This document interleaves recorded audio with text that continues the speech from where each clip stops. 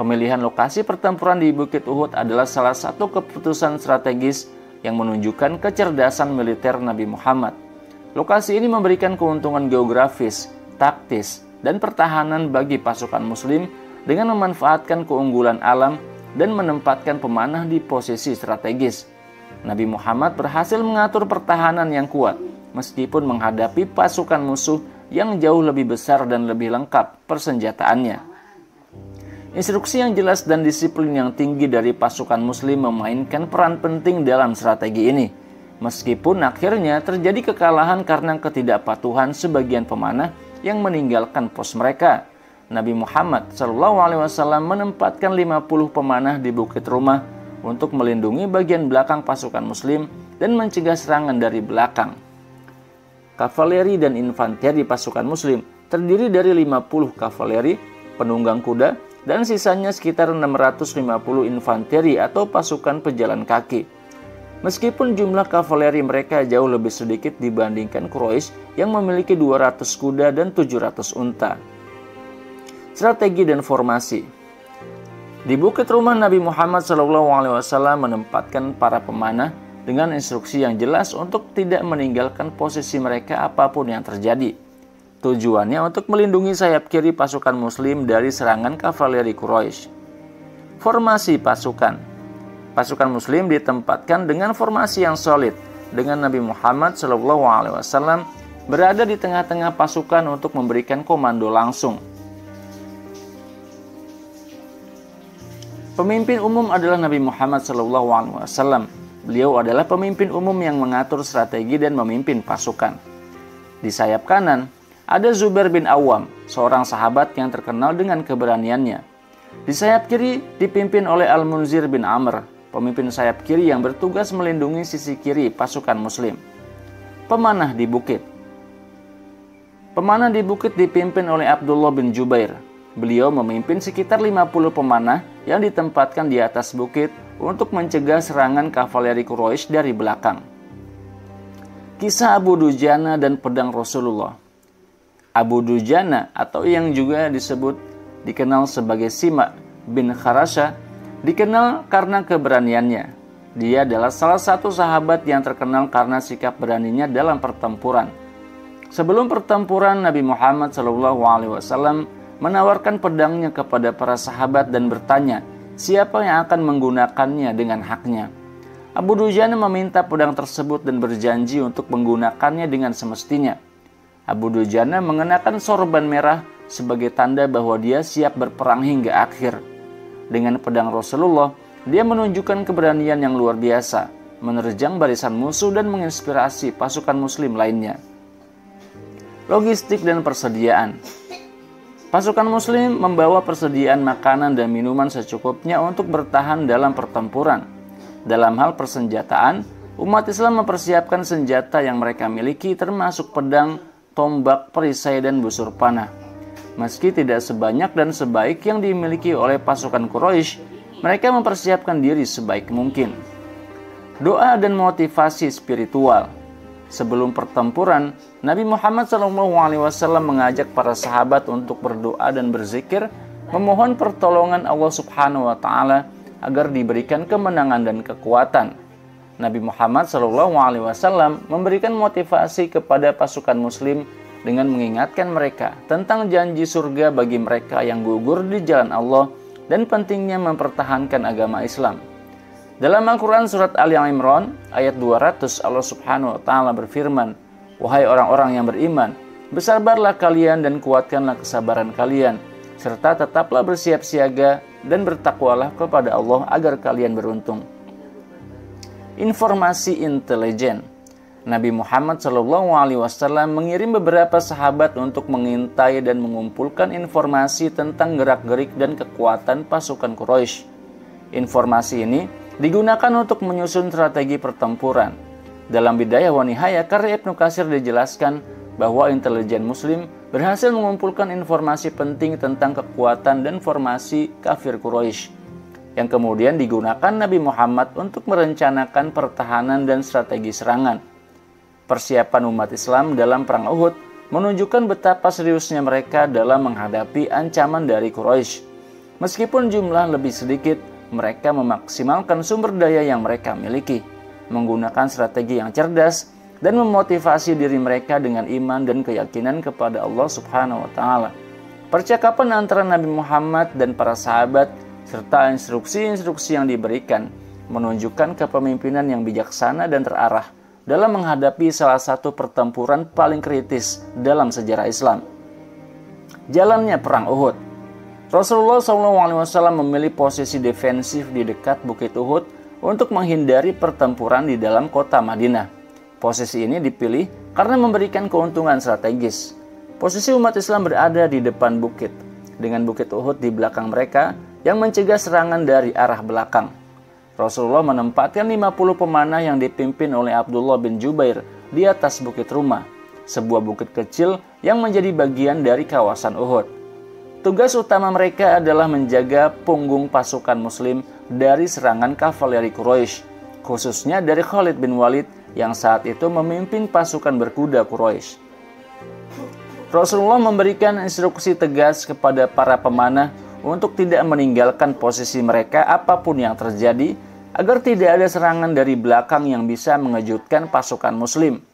Dalam Sirah Ibnu Hisham disebutkan tentang penempatan pemanah di Bukit Rumah dan instruksi Rasulullah kepada mereka. Rasulullah menempatkan 50 pemanah di atas bukit dan memerintahkan mereka untuk tidak meninggalkan pos mereka, bahkan jika mereka melihat umat Islam menang atau kalah, kecuali jika mereka menerima perintah dari Rasulullah sendiri. Ibnu Katsir menekankan pentingnya posisi strategis ini dan mengatakan, Rasulullah SAW memilih lokasi di depan Bukit Uhud untuk memberikan perlindungan alami di belakang mereka dan meminimalkan risiko serangan dari arah belakang. Para pemanah ditempatkan di Bukit Rumah untuk menjaga agar musuh tidak bisa melakukan serangan mengejutkan dari belakang. Kemenangan awal umat Islam dalam Perang Uhud merupakan salah satu fase penting dari pertempuran ini, yang menunjukkan kekuatan dan keberanian pasukan muslim serta keahlian strategi militer Rasulullah. Kronologi kemenangan awal umat Islam di Perang Uhud. Setelah Rasulullah SAW dan pasukannya memilih posisi strategis di dekat Bukit Uhud, mereka bersiap menghadapi pasukan Quraisy yang jumlahnya jauh lebih besar. Ketika pertempuran dimulai, pasukan muslim menunjukkan keberanian yang luar biasa dengan semangat jihad yang tinggi. Mereka berhasil memukul mundur pasukan Quraisy. Ada beberapa faktor yang menyebabkan kemenangan awal ini. Pasukan muslim dengan posisi defensif yang kuat di depan Bukit Uhud dan perlindungan dari para pemanah di Bukit Rumah mampu memanfaatkan medan pertempuran dengan baik. Posisi ini membuat pasukan Quraisy kesulitan untuk menyerang dengan efektif, terutama dari belakang. Pasukan muslim meskipun jumlahnya sedikit bertempur dengan penuh semangat. Mereka berjuang dengan keyakinan bahwa Allah bersama mereka dan bahwa pertolongannya akan turun. Keahlian tempur para sahabat ditambah dengan motivasi spiritual yang kuat, memberi mereka keunggulan dalam pertempuran. Kekacauan di pihak Quraisy. Di tengah pertempuran, pasukan Quraisy mulai mundur karena tidak mampu menahan serangan beruntun dari pasukan muslim. Kekacauan ini membuat pasukan Quraisy tercerai-berai dan memberikan kesempatan kepada pasukan muslim untuk mengejar mereka. Sirah Ibnu Hisham mencatat fase awal pertempuran di mana umat Islam berhasil memukul mundur pasukan Quraisy. Ketika perang dimulai, pasukan muslim dengan gigih menyerang musuh mereka.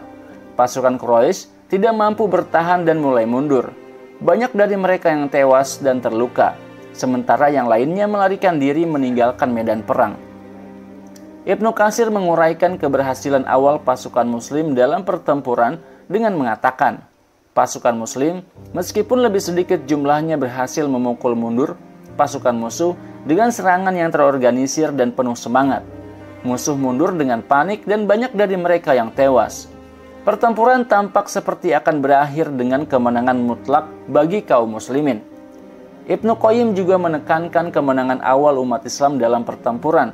Beliau mengatakan, pada awal pertempuran kemenangan jelas berpihak pada umat Islam. Mereka berhasil mengejutkan musuh dengan serangan yang efektif dan pasukan Quraisy terpaksa mundur. Mereka meninggalkan banyak perbekalan dan peralatan di medan perang yang menjadi bukti kekalahan mereka pada saat itu. perubahan situasi setelah kemenangan awal.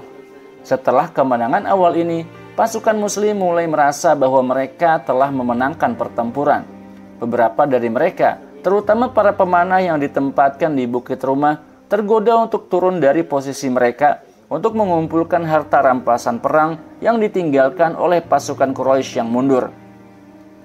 Namun keputusan untuk meninggalkan posisi strategis ini menjadi awal dari perubahan drastis dalam jalannya pertempuran.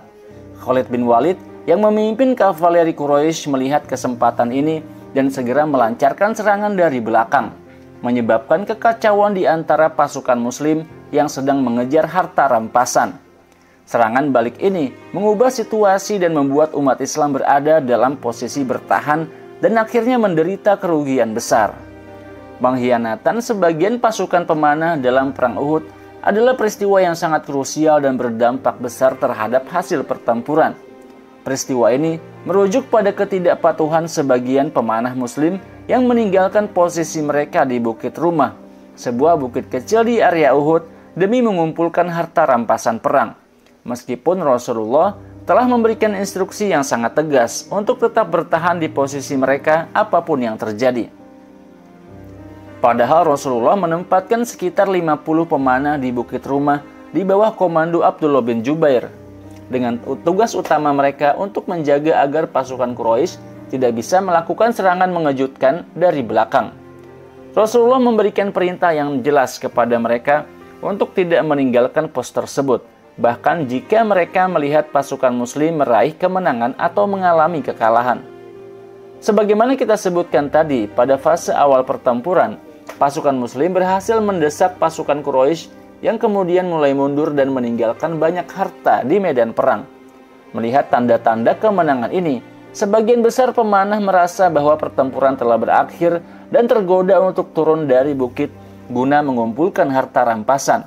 Meskipun komandan mereka, Abdullah bin Jubair, memperingatkan mereka untuk tetap pada posisi sesuai perintah Rasulullah. Namun sebagian pasukan pemanah tidak mentaati peringatan ini dari komandan mereka karena tergiur dengan harta rampasan. Ketika sebagian besar pemanah meninggalkan pos mereka, Khalid bin Walid yang saat itu masih berada di pihak Quraisy dan memimpin pasukan kavaleri melihat celah ini dan segera memanfaatkannya. Khalid bin Walid memutar pasukannya dan menyerang pasukan Muslim dari arah belakang melalui celah yang ditinggalkan oleh pemanah. Serangan mendadak ini menyebabkan kekacauan besar di barisan kaum muslimin yang sebelumnya berada di ambang kemenangan. Pasukan Quraisy yang sebelumnya terdesak kemudian kembali mengatur barisan dan melancarkan serangan balasan, memanfaatkan kebingungan dan kekacauan di kalangan kaum muslimin. Dalam sirah Ibnu Hisham disebutkan bagaimana pemanah tergoda untuk meninggalkan pos mereka. Ibnu Hisham menjelaskan, ketika pasukan Quraisy mulai mundur, para pemanah berkata satu sama lain, "Rampasan perang, rampasan perang." Sebagian dari mereka meninggalkan pos mereka meskipun Abdullah bin Jubair berusaha mengingatkan mereka tentang perintah Rasulullah SAW. Hal ini memberi Khalid bin Walid kesempatan untuk menyerang dari belakang. Ibnu Katsir mencatat dampak dari ketidaktaatan pemanah dan mengatakan, sebagian besar pemanah turun dari bukit, mengira pertempuran telah selesai. Khalid bin Walid yang mengawasi situasi memutar balik pasukan berkudanya dan menyerang dari belakang, yang menyebabkan kekalahan besar bagi umat Islam. Ibnu Qayyim juga menguraikan peristiwa ini sebagai titik balik dalam pertempuran dan mengatakan bahwa dengan meninggalkan posisi strategis mereka, para pemanah memberikan peluang bagi musuh untuk menyerang dari belakang. Serangan ini begitu efektif sehingga membuat pasukan Muslim kehilangan momentum dan mengalami kekalahan. Perang Uhud merupakan salah satu pertempuran paling kritis dalam sejarah Islam, di mana umat Islam mengalami masa yang sangat sulit dan Rasulullah SAW sendiri terluka parah. Kondisi ini terjadi setelah pasukan Muslim yang pada awalnya berada di ambang kemenangan mengalami kekalahan akibat ketidakpatuhan sebagian pemanah yang meninggalkan pos mereka di Bukit Rumah. Pembunuhan Sayyidina Hamzah. Pembunuhan Sayyidina Hamzah bin Abdul Muttalib dalam Perang Uhud adalah salah satu peristiwa yang paling memilukan dalam sejarah Islam. Hamzah yang dikenal sebagai singa Allah dan singa Rasulnya adalah seorang pahlawan yang gagah berani dan salah satu tokoh paling dicintai Rasulullah Shallallahu Alaihi Wasallam. Kehilangan beliau merupakan pukulan besar bagi umat Islam, dan kisah tragis kematiannya membawa duka yang mendalam serta menginspirasi banyak orang untuk tetap teguh dalam iman. Hamzah bin Abdul Muthalib adalah paman Rasulullah, dan selain hubungan darah, keduanya memiliki ikatan persaudaraan yang sangat kuat. Sebelum masuk Islam, Hamzah dikenal sebagai orang yang pemberani, tangguh, dan memiliki kehormatan yang tinggi di kalangan Quraisy. Ketika Hamzah memeluk Islam, dia menjadi salah satu pembela paling gigih bagi Nabi Muhammad SAW dan Islam. Dalam Perang Badar, keberaniannya sangat menonjol, dan dia memainkan peran penting dalam kemenangan kaum muslimin. Dalam Perang Uhud, Hamzah bin Abdul Muthalib bertempur dengan semangat yang luar biasa. Dia menjadi salah satu pejuang terdepan yang menghadapi pasukan Quraisy. Namun di balik keberaniannya ada sebuah rencana jahat yang dirancang oleh Hindun binti Utbah, istri Abu Sufyan. Hindun sangat dendam kepada Hamzah karena telah membunuh ayahnya Utbah bin Rabi'ah serta saudara laki-lakinya dalam Perang Badar. Dendam Hindun membuatnya merencanakan pembunuhan terhadap Hamzah dengan cara yang sangat keji. Dia menyewa seorang budak dari Habasyah, Ethiopia, bernama Wahsy binti Harb untuk membunuh Hamzah. Wahsy adalah seorang ahli tombak dan Hindun menjanjikan kemerdekaan bagi Wahsy jika dia berhasil membunuh Hamzah. Dalam kitab Sirah Ibnu Hisham disebutkan bahwa Hindun memberikan imbalan besar kepada Wahsy dan menjanjikan kebebasan jika dia bisa melaksanakan tugas tersebut. Di medan perang, Wahsy mengamati Hamzah dengan hati-hati, menunggu saat yang tepat untuk melancarkan serangan. Ketika Hamzah sedang sibuk bertarung dengan salah satu musuh, Wahsy melihat celah dan melemparkan tombaknya dengan sangat tepat. Tombak tersebut menancap ke tubuh Hamzah, menembus perutnya, dan menyebabkan beliau gugur di medan perang. Dalam Bidayah wa Nihayah karya Ibnu Katsir disebutkan bahwa Wahsy sangat terampil dalam menggunakan tombak, dan dengan satu serangan itu beliau berhasil membunuh Hamzah. Perlakuan keji terhadap jasad Hamzah. Namun kejahatan yang dilakukan terhadap Hamzah tidak berhenti di situ. Setelah Hamzah gugur, Hindun mendatangi jasadnya di medan perang. Dalam Sirah Ibnu Hisham dikisahkan bahwa Hindun dengan kejam merobek dada Hamzah dan mengambil hati beliau. Dia kemudian mengunyahnya sebagai simbol balas dendam atas kematian ayah dan saudaranya di Badar. Namun menurut beberapa riwayat dia kemudian memuntahkan hati tersebut karena tidak dapat menelannya. Hindun juga memotong hidung dan telinga Hamzah sebagai bentuk penghinaan yang luar biasa terhadap beliau. Perlakuan yang keji terhadap jasad Hamzah mengguncang hati kaum muslimin, terutama Rasulullah SAW. Dalam Sahih Muslim dan Sahih Bukhari diriwayatkan bahwa ketika Rasulullah melihat jasad pamannya, beliau sangat berduka. Beliau menangis dan berkata, "Tidak pernah aku merasakan sakit hati seperti hari ini." Beliau juga berdoa agar Allah memberikan balasan yang setimpal kepada orang-orang yang melakukan kekejaman tersebut. Kematian Hamzah meninggalkan duka mendalam bagi Rasulullah dan seluruh umat Islam. Hamzah adalah salah satu tokoh paling berani dan karismatik di kalangan kaum muslimin, dan kehilangan beliau sangat mempengaruhi moral pasukan. Dalam kitab Bidayah wa Nihayah, Ibnu Katsir menyebutkan bahwa setelah kematian Hamzah, Rasulullah bertekad untuk melakukan pembalasan terhadap kaum Quraisy. Namun Allah kemudian menurunkan wahyu yang memerintahkan untuk bersabar. Meskipun kematian Hamzah merupakan kehilangan besar, pengorbanannya menjadi sumber inspirasi bagi umat Islam. Hamzah menjadi simbol keberanian, keikhlasan, dan pengorbanan di jalan Allah. Jasad Hamzah dikuburkan di medan Uhud bersama para syuhada lainnya. Dan hingga hari ini, makamnya menjadi tempat ziarah dan refleksi bagi umat Islam di seluruh dunia. Kisah Wahsy setelah pembunuhan. Setelah peristiwa ini, Wahsy mendapatkan kebebasan seperti yang dijanjikan oleh Hindun. Tetapi hatinya tetap gelisah. Dia selalu dihantui oleh dosa membunuh seseorang yang merupakan pahlawan seperti Hamzah. Bertahun-tahun kemudian, Wahsy masuk Islam dan bertobat.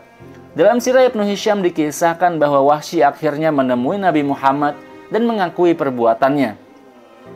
Nabi Muhammad menerima tobatnya, tetapi setiap kali melihat Wahsy, beliau merasa sedih karena mengingat kematian pamannya. Wahsy menghabiskan sisa hidupnya dengan berusaha menebus dosanya, dan akhirnya dia membunuh Musailamah Al-Kadzab, seorang nabi palsu.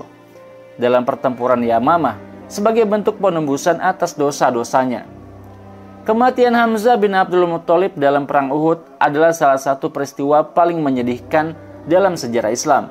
Pengorbanannya menunjukkan betapa besar cinta dan dedikasinya terhadap Islam dan Rasulullah. Meskipun kehilangan Hamzah adalah pukulan berat bagi umat Islam, pengorbanannya menjadi teladan bagi generasi-generasi berikutnya tentang keberanian, keteguhan hati, dan kesetiaan dalam membela kebenaran. Hamzah singa Allah akan selalu dikenang sebagai salah satu pahlawan terbesar dalam sejarah Islam.